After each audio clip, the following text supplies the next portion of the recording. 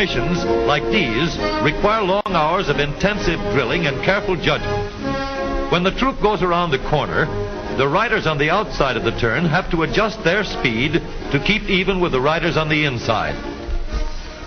The man on the outside has to ride a lot farther and a lot faster in order to keep up with the parade. The outside wheels must spin faster than the wheels on the inside because they have a greater distance to travel in the same length of time. When a wagon turns a corner, the wheels can travel at different speeds because each one can turn freely on the axles. And in the early automobiles, the rear wheels turned separately and only one wheel was connected to the engine. But when only one wheel was driven by the engine, it had to do all the work, and it couldn't get a good enough grip on the road to do its job properly. So the one-wheel drive was soon out of date. But if two wheels are locked on an axle so that they are not free to turn separately, one or the other has to slide. So engineers had to find a way to connect both rear wheels to the engine without sliding and slipping on turns. The device which makes this possible is a part of the rear axle. It is called the differential because it can drive the rear wheels at different speeds. The differential looks complicated, but once we understand its principle, it is amazingly simple. These two wheels are mounted on separate axles and supported by a frame so that they can revolve freely at different speeds. Let's fasten a spoke on the inner end of each axle so that by turning the spokes, we can turn each wheel separately. With a bar or crosspiece, we can turn both wheels in the same direction at the same rate of speed. Let's get something to hold this bar in place so that it will press against the spokes. Notice that this support is not locked to the axle. It turns freely. Now we can spin the wheels by rotating the support. This is fine as long as both wheels are able to turn at the same speed. But let's see what happens when we go around the corner. With this arrangement, we cannot drive one wheel faster than the other. And if we stop one wheel, the other wheel won't budge. Let's put this bar on a pivot so that it can swing in either direction.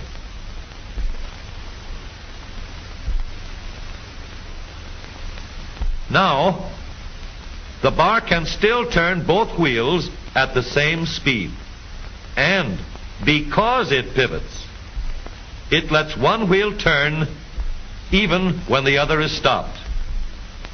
But if turned too far, the bar will swing around until it won't drive the spokes that turn either wheel.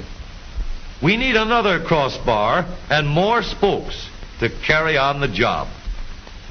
When we stop one wheel, the crossbars will continue to push the spokes of the free wheel around.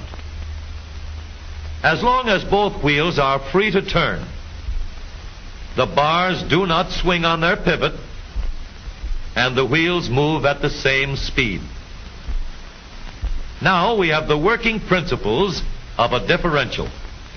To adapt the model for use in an automobile, we will have to make a few changes. In order to reduce the jerky action caused by wide spaces between the spokes, we will put in more spokes.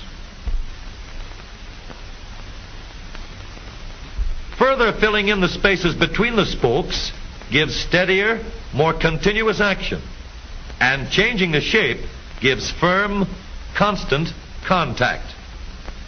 Now we can make the gears thicker and stronger, and we have differential gears. The edges are cut so that they will fit together more smoothly and silently. And another gear is added to share the work of driving the axles. The principle is the same.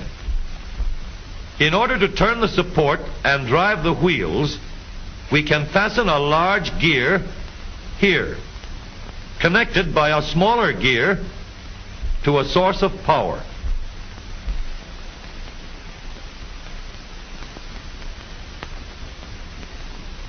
Notice that the power is connected to the differential at the center line.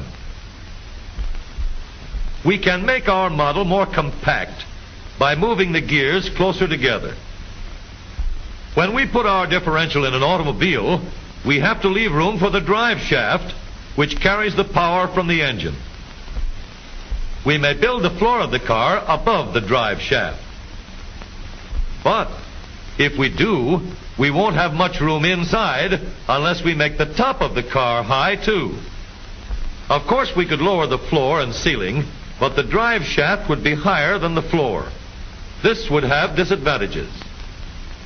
A shaft in the middle of the floor of an automobile would be inconvenient for passengers and would be awkward for carrying luggage. Today, engineers have found a way to make the car roomier and closer to the road without a clumsy shaft above the floor. The drive shaft from the engine to the differential is lowered out of the way, and the drive shaft is connected to the rear axle at the bottom. The new low center drive makes the rear axle quieter, stronger, and more durable because it gives better, smoother contact between the gears. The automobile of today with the low center drive is stronger and more rugged. Every part of the rear axle has been built to withstand strains far greater than it will ever meet on the straightaway or around the corner.